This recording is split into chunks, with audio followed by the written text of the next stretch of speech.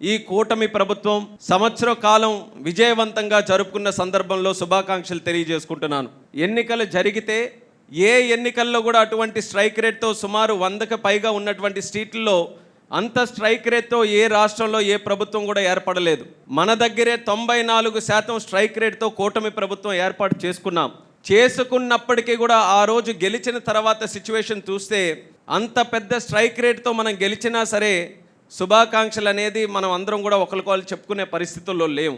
5 సంవత్సరాలు ఈ రాష్ట్రం అనుభవించినటువంటి కష్టాలు చూసి అందులో మమేకమవుతూ మనం కూడా పోరాటాలు చేసి గెలిచిన తర్వాత ప్రతి ఒక్కరిలో కూడా ఒకే ఆలోచన కనబడింది. తిరిగి ప్రజల దగ్గరికి వెళ్ళి వాళ్ళ కష్టాలని ఎంత తొందరగా మనం అందరం కూడా ఆ సమస్యల్ని పరిష్కరించుదామని ప్రజలకి భయాందోళన నుంచి మళ్ళీ తిరిగి సామాన్యమైనటువంటి జీవన శైలిలో తీసుకొని వచ్చే విధంగా రాష్ట్ర పరిపాలన మళ్ళీ గాడిలో పెట్టుకుంటూ మనం ముందుకు నడిపించాం.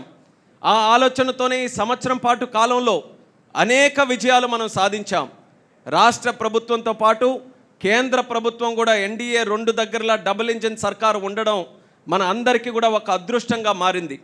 ఎన్నో సంవత్సరాల నుంచి రాష్ట్ర విభజన జరిగిన తర్వాత అన్యాయం అయిపోయాం. ఎన్నో కార్యక్రమాలకి మనకి పరిష్కారం దొరకట్లేదు. కొన్ని కార్యక్రమాలు అయితే అసలు ఈ జీవిత కాలంలో జరగవేమో అని అనుకున్నటువంటి కార్యక్రమాలకి కూడా ఒకే ఒక్క సంవత్సరంలో పెద్ద పెద్ద కార్యక్రమాలకి కూడా ఈరోజు పరిష్కారం చూపించామనంటే దానికి కారణం కూటమి ప్రభుత్వానికి, ఆంధ్రప్రదేశ్ రాష్ట్రం మీద ఉన్నటువంటి చిత్తశుద్ధి, అలాగే మన నాయకుడు చంద్రబాబు నాయుడు గారికి మన రాష్ట్రం మీద ఉన్నటువంటి కమిట్మెంట్ అందు కూడా తెలియజేస్తున్నాను. 10 సంవత్సరాలు నేను పార్లమెంటు సభ్యుడిగా ఉంటే ఏ సెషన్స్ వచ్చినా, బడ్జెట్ వచ్చినా, వింటర్ వచ్చినా, లేకపోతే మాన్సూన్ సెషన్ వచ్చినా, పార్లమెంటు సెషన్స్ మొదలయ్యాలంటే ఈ ఇష్యూస్ అన్నీ కూడా నేను రాసుకునేవాడిని. ఒక్కసారైనా సరే దాని గురించి ప్రస్తావించాలి.